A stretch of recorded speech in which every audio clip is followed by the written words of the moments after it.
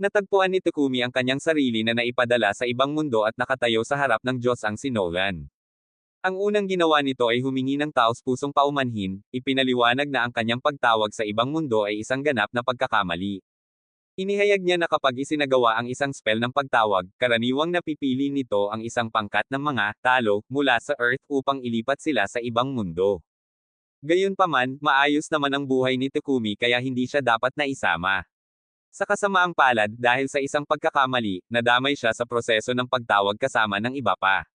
Ang kasalanan ay bumagsak sa Holy Sidonia Empire, na pabayaang nag-activate ng spell ng pagtawag. Dahil hindi dapat na isama si Takumi, dinala siya ni Nolan diretso sa kanyang harapan sa halip na ipadala sa Sidonia kasama ng iba pang tinawag na bayani. Nagtanong si Takumi kay Nolan kung maaari ba siyang maibalik sa Earth, lalo na't isang pagkakamali lang ang kanyang pagtawag. Sa kasamaang palad, ipinaliwanag nito na hindi na iyon posible. Dahil sa galit niya sa Sidonia sa paggamit ng ipinagbabawal na spell ng pagtawag, agad niyang inalis ito sa mga batas ng mahika sa mundo, siniguradong wala nang makakatawid mula sa isang mundo patungo sa isa pa. Dahil dito, wala nang paraan upang makabalik si Takumi sa kanyang mundo. Lalong lumala ang sitwasyon nang matuklasan niyang teknikal na namatay siya sa proseso ng pagtawag. Nang mapagtanto ni Takumi na isa na lamang siyang kaluluwa, nagsimula siyang mataranta. Ngunit pinakalma siya ni Nolan at sinabing hindi siya dapat mag-alala. Bagamat hindi na siya maibabalik sa Earth, maaari siyang bigyan ni Nolan ng bagong katawan at isang bagong buhay bilang mamamayan ng mundong ito bilang kabayaran sa pagkakamaling nagawa. Dahil wala naman siyang ibang pagpipilian, pumayag si Takumi na ipanganak muli sa mundong ito. Napangiti si Nolan sa kanyang sagot dahil mas pinadali nito ang kanyang trabaho. Sinabihan niya si Takumi na buksan ang kanyang status screen upang makita ang kanyang bagong buhay. Nang gawin niya ito, natuklasan niyang bibigyan siya ni Nolan ng katawan ng isang 17 anyos, kahit na 40 na siya sa totoong buhay. Sinabi ni Nolan na huwag nang bigyang pansin ang maliliit na detalye, ang mas mahalaga ay ang pagpili niya ng trabaho. Ipinaliwanag ni Nolan na may dalawang pangunahing klase ng trabaho. Kung gusto ni Takumi ng isang trabahong nakatuon sa labanan, maaari siyang pumili ng swordsman, knight o hunter. Ngunit kung ayaw niya ng labanan, maaari siyang pumili ng isa sa mga trabaho sa produksyon. Dahil hindi siya mahilig makipaglaban, mas pinili ni Takumi ang isang trabahong may kinalaman sa produksyon.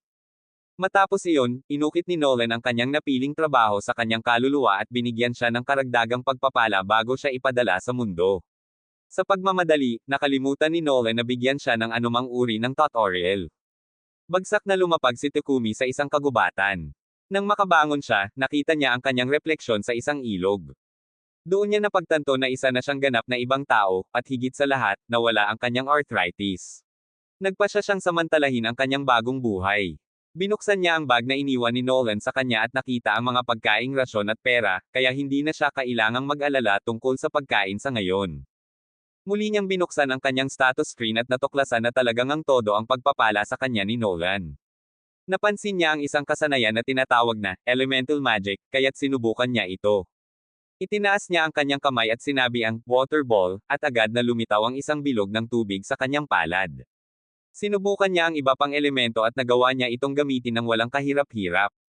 Dahil alam na niya kung paano gamitin ang kanyang mahika, pinag-isipan niya ang kanyang susunod na hakbang at nagpasya siyang pumunta sa pinakamalapit na nayon. Habang naglalakad, napansin niya ang isang patpat sa gitna ng daan. Mukhang mataas ang kalidad nito, kaya ginamit niya ang kanyang appraisal skill upang suriin ito. Napag-alaman niyang ito ay isang train wood, isang kahoy na galing sa isang wood monster at ginagamit sa paggawa ng mahikang tungkod at sibat. Dahil dito, sinubukan niyang gamitin ang kanyang modeling skill upang gawing sibat ang kahoy. Dahil naging matagumpay siya, naghanap pa siya ng ibang halaman sa paligid gamit ang kanyang kasanayan. Natagpuan niya ang maraming kapaki-pakinabang na halaman, kaya ginugol niya ang susunod na oras sa pag-aani ng mga ito. Gayunpaman, napagtanto niyang hindi magkasya ang lahat ng halaman sa kanyang bag, kaya't muntik na niyang iwanan ang ilan. Ngunit naalala niyang mayroon siyang item box skill, kaya ginamit niya ito upang maiimbak ang lahat ng kanyang nakuha. Biglang nakarinig si Takumi ng isang sigaw malapit sa kanya. Ilang sandali lang, isang batang babae ang lumabas mula sa mga palumpong at tumakbo patungo sa kanya, umiiyak at humihingi ng tulong, may isang halimaw na humahabol sa kanya. Nang lumingon si Takumi upang tingnan ang nilalang, nakita niyang isa itong dambuhalang sungay na weird rabbit. Bigla itong sumugod sa kanya ng napakabilis, muntik na siyang maitulak at maibaon ng mga sungay nito. Ngunit sa huling sandali, dahil sa sobrang takot, napatalon siya at aksidenteng nasaksak ang kuneho sa ulo, kaagad nitong ikinamatay. Nabigla si Takumi na kahit isang baguhan tulad niya ay nagawang talunin ang ganoong klase ng halimaw. Inisip niya na ito ay dahil sa pagpapala ni Lady Nolan. Ngunit sa katotohanan, wala itong kinalaman kay Nolan, isa lang iyong purong swerte. Matapos ang laban, binigyan siya ng job title na Warrior, isang bagay na hindi niya inaasahan at lalo pang ikinadismaya dahil nais niyang iwasan ang labanan. Gayunpaman, isinantabi muna niya ang bagay na iyon at siniguradong maayos ang kalagayan ng batang babae. Nagpakilala ang bata bilang si Molly at sinabing ayos lang siya. Ipinaliwanag niya na lumabas lang siya upang maghanap ng mga halamang gamot ngunit masyado siyang lumayo mula sa bayan ng Bor at nauwi sa pag-atake ng halimaw. Nang mabanggit ni Molly ang tungkol sa isang nayon, natuwa si Takumi at agad na nagtanong kung maaari siyang pumunta roon. Pumayag si Molly na ihatid siya ngunit bago umalis, itinuro niya na masarap ang karne ng kuneho at tinanong kung plano niya itong kunin. Napagtanto ni Takumi na sayang kung iiwan lang ito, kaya ipinasok niya ito sa kanyang item box. Noon lang niya naalala na ipinakita niya ang kanyang item box skill sa harapan ni Molly, kahit pabalak niya sanang panatilihing sikreto ito. Wala nang magagawa sa kanyang pagkakamali, kaya sumunod na lang siya kay Molly patungo sa nayon. Samantala, sa Empire of Sidonia, dumating na ang iba pang taong tinawag sa mundong ito. Sila ay naguguluhan at walang ideya kung nasaan sila. Biglang may isang tinig na tumawag sa kanila bilang, mga bayani. Isang babae ang lumapit sa kanila at ipinaliwanag na wala na sila sa kanilang orihinal na mundo. Sinabi niyang tinawag sila upang gamitin ang kanilang kapangyarihan bilang mga bayani upang iligtas ang mundong ito. Ipinakilala niya ang sarili bilang si Elizabeth, ang Empress ng Sidonia Empire. Ngunit nang tingnan siya ng mga tinawag na bayani, agad nilang naramdaman na tila may itinatago siya. Biglang nag-activate ang natatanging kakayahan ni Ain, isa sa mga taong tinawag. Tila binigyan siya ni Nolan ng pagpapala ng Revelation, isang kasanayang nagpapahintulot sa kanya na natural na maramdaman ang tamang sagot sa anumang sitwasyon. At sa sandaling iyon, malinaw na malinaw sa kanya, si Elizabeth ay isang traidor at hindi dapat pagkatiwalaan. Samantala, sa pagdating ni Takumi sa bayan ng Bor, sinalubong siya ng mga magulang ni Molly. Nagpakilala ang kanyang ama bilang si Banga at ang kanyang ina bilang si Martha. Lubos nilang pinasalamatan si Takumi sa pagliligtas sa kanilang anak. Humanga rin sila sa kanya, inisip nilang isang napaka-responsableng tao siya upang makapaglakbay ng mag-isa sa malayong lugar. Sinamantala ni Takumi ang pagkakataon upang magtanong kung maaari siyang manatili sa nayon, ipinaliwanag niyang wala siyang ibang mapupuntahan. Malugod siyang tinanggap ni Banga at Martha, ngunit ipinaliwanag nilang wala silang matutuluyang sa nayon. Gayunpaman, iminungkahi nilang maaari nilang pagtulungan ang paggawa ng bahay para sa kanya. Hindi nagtagal, nagtipon ang buong nayon sa isang bakanteng lote at nagsimulang magtrabaho. Upang makatulong, ginamit ni Takumi ang kanyang earth magic upang patagin ang lupa para sa pundasyon. Dahil ito ang unang beses niyang gumamit ng mahika sa ganitong kalaking saklaw, halos mawalan siya ng malay dahil sa pagkaubos ng mana. Namangha ang mga taga-nayon sa husay niya sa earth magic. Nagtanong si Takumi kung tila kakaiba ba ang kanyang ginawa, ngunit sinigurado nilang wala siyang dapat ipag-alala. Dahil natapos na niya ang pundasyon, ang iba namang taga-nayon ang nagpatuloy sa pagtatayo ng kanyang bahay. Kinabukasan, natapos na ang bahay ni Takumi. Gamit ang kanyang kasanayan sa pagkarpintero, panday, at pananahi, nagawa niyang gumawa ng magandang muebles para sa kanyang sarili. Ngunit may isa pang bagay na gusto niyang subukan. Nakakuha siya ng maraming ore mula kay Boron, ang panday ng nayon. Kaya nais niyang gamitin ang kanyang alchemy skill upang kunin ang metal mula rito. Nakuha niya ang bakal, pilak, tanso, at maging ang mahikang bakal. Nagsimula siya sa bakal at sinubukang gumawa ng iron ingot. Karaniwan, nangangailangan ito ng malaking pagan at maraming oras ng trabaho. Ngunit dahil sa kanyang alchemy skill, nagawa niya ito kaagad. Gayunpaman, malaki ang nakonsumo nitong mana. Sa kabila nito, matagumpay ang kanyang unang pagsubok sa pagkuha ng metal mula sa ore, at labis siyang natuwa sa resulta. Excited sa mga posibilidad, nagpa siya si Takumi na mag-extract ng mas maraming ore hanggat kaya niya upang magkaroon siya ng sapat na materyales para sa hinaharap. Makalipas ang ilang oras, dumaan si Molly sa bahay ni Takumi upang dalhan siya ng hapunan. Ngunit nang buksan niya ang pinto, nagulat siya nang makita si Takumi na nakahandusay sa sahig, mukhang lantang-lanta. Napilitang lumampas sa kanyang limitasyon si Takumi habang nag-e-extract ng ore, at muntik na siyang mamatay dahil sa pagkaubos ng mana. Sa kabutihang palad, dumating sina Martha at Banga at binigyan siya ng recovery potion, na agad namang nagpabalik sa kanyang lakas. Gustong ipagpatuloy ni Takumi ang pagsasanay sa kanyang alchemy, ngunit kinailangan niyang mangako sa kanila na hindi na niya muling sosobrahan ang kanyang sarili. Sa paglipas ng panahon, nakapag-extract siya ng maraming bakal, tanso, at kahit kaunting ginto, kaya nagawa niyang lumikha ng maraming kapaki-pakinabang na kasangkapan. Matapos ang kanyang alchemy practice, naglaan siya ng oras kasama si Boron sa pandayan upang matutong gumawa ng iba't ibang uri ng sandata.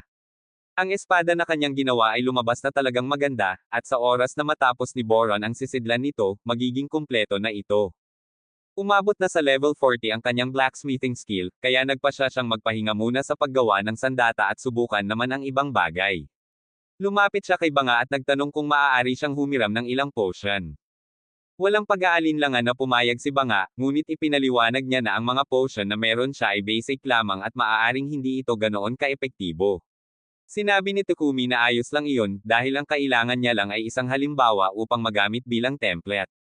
Plano niyang gumawa ng sarili niyang potion gamit ang mga halamang gamot na nakolekta niya mula sa kagubatan. Napahanga si Banga sa inisyatiba ni Takumi kaya buong suporta siyang nag-alok na bibili ng ilang potion mula sa kanya kapag natapos na ang unang batch.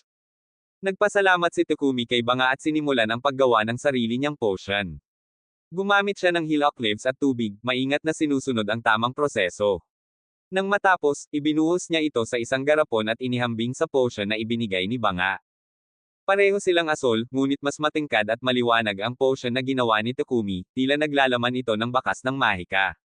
Sa kabila ng magandang hitsura, hindi siya sigurado kung naging matagumpay ito. Alam niyang kailangan niyang subukan ito upang matiyak na ligtas itong inumin, ngunit nag-aalangan siyang gawin ito dahil baka malason siya. Upang masanay ang katawan sa lason, nagdesisyon siyang kumain ng kung ano-anong delikadong bagay hanggang sa halos mamatay siya, pagkatapos ay gagamit siya ng healing magic upang pagalingin ang sarili. Matapos ang ilang oras ng ganitong mapanganib na eksperimento, sobrang sama ng kanyang pakiramdam. Sa kabilang banda, dahil sa paulit-ulit na pagpapagaling sa sarili, nakakuha siya ng bagong kasanayan, ang purification skill, na tiyak na magiging kapaki-pakinabang balang araw. Habang bumabangon siya mula sa pagkakahandusay, nakarinig siya ng ingay sa likuran. Paglingon niya, nakita niya ang isang dambuhalang baboy na nakatitig sa kanya ng may galit. Halatang agresibo ito, kaya inihanda niya ang kanyang sibat upang ipagtanggol ang sarili. Ngunit nang sumugod ang baboy, nabasag ang kanyang sibat sa unang tama, at hindi man lang ito nagkaroon ng pinsala. Desperado, ginamit niya ang lahat ng uri ng mahika na kaya niya, ngunit tila hindi ito epektibo laban sa halimaw. At sa mas lalong panglamalang sitwasyon, napansin niyang may isang lason na gagamba sa likuran niya, handang umatake. Napagtanto ni Takumi na wala na siyang ligtas na daan. Ngunit sa halip na siya ang atakihin, biglang lumipat ang atensyon ng gagamba sa baboy.